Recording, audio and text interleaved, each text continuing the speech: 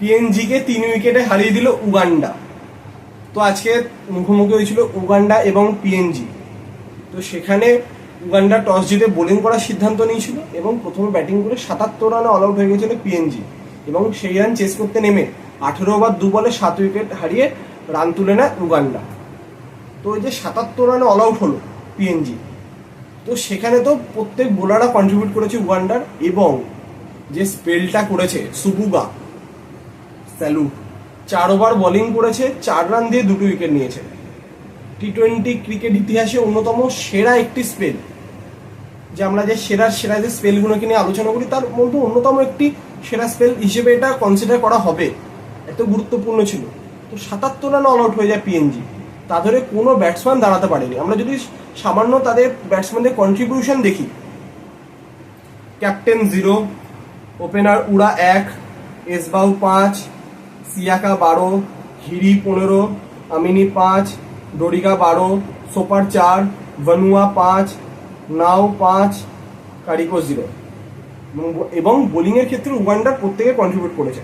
রামজানি 4 ওভারে 17 2 উইকেট, কিউবুটা 3 ওভারে 1 বলে 17 2 উইকেট, মিয়াগি 4 ওভারে 10 রান 2 উইকেট, মাসাবা তাদের ক্যাপ্টেন 4 ওভারে 17 রান দিয়ে 1 উইকেট, এবং সুবুগা 4 ওভার বোলিং করে 4 রান দিয়ে 2 উইকেট এবং 2টি মিডল ওভার। সত্যি দুর্দান্ত স্পেল। কিন্তু এই রান চেস করতে নেমেও কিন্তু ইজিলি কিন্তু উগান্ডা ম্যাচ জিততে পারেনি, তাদেরকেও 7টা উইকেট হারাতে হয়েছে এবং 18 ওভার 2 বল খেলতে হয়েছে।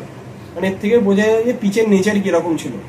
তো আমরা অন্য বছর যেরকম টি-20 ওয়ার্ল্ড কাপ দেখতে অভ্যস্ত, এই বছর কিন্তু সেই টি-20 ওয়ার্ল্ড কাপ আমরা দেখবো না, কারণ ওয়েস্ট ইন্ডিজ আমেরিকাতে গিয়ে পিচের কন্ডিশন, আউটফিল্ডের যে কন্ডিশন, তো আমরা 2022-এ যেরকম একটা হাই স্কোরিং ম্যাচ হবে বা ব্যাটে বলে টক্কর থাকবে, যে 150 রান 160ও যাবে বা প্রয়োজনে 200 যাবে, এখানে কিন্তু সেরকম আমরা দেখবো না।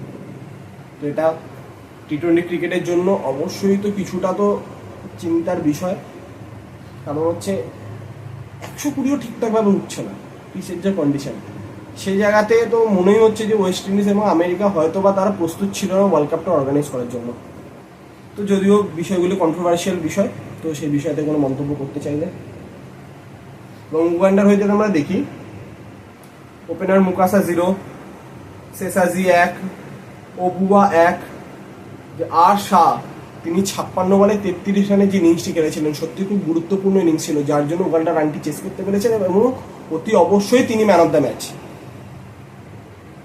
রামজানি 8, নাকরানি 0, মিয়াগি 13, ওয়াসওয়া 7 এবং ক্যাপ্টেন মাসাবা তিনি 1 বলে ছিল। এবং বোলিংয়ের ক্ষেত্রে 2 উইকেট নিয়েছেন নাও, 2 উইকেট নিয়েছেন ভানুয়া, 1 উইকেট নিয়েছেন সোপার এবং 1 উইকেট নিয়েছেন ওয়ালা তাদের ক্যাপ্টেন।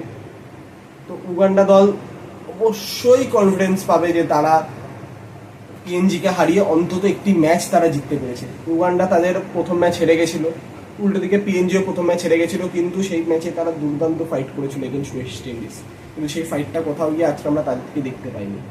তো দুটোই অ্যাসোসিয়েট কান্ট্রি, তারা এই লেভেল অফ ক্রিকেটে এসছে, সেটা ক্রিকেটের জন্য খুব শুভ এবং তাদের জন্য। তো এখানে এই প্রেশার মুভমেন্টে তাদের থেকে ভুল ত্রুটি হবে এটাই এক্সপেক্টেড।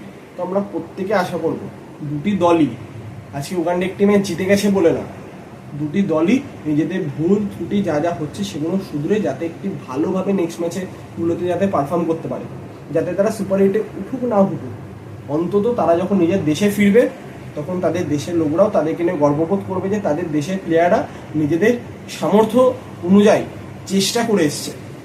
হার জেতা সেগুলো সমস্ত কিছু পরের ব্যাপার, কিন্তু ফাইট করা এই মেন্টালিটিটা খুবই প্রয়োজন। তো আমরা আশা করবো দুটোই দলই আগামী দিনে খুব ভালো ক্রিকেট খেলবে।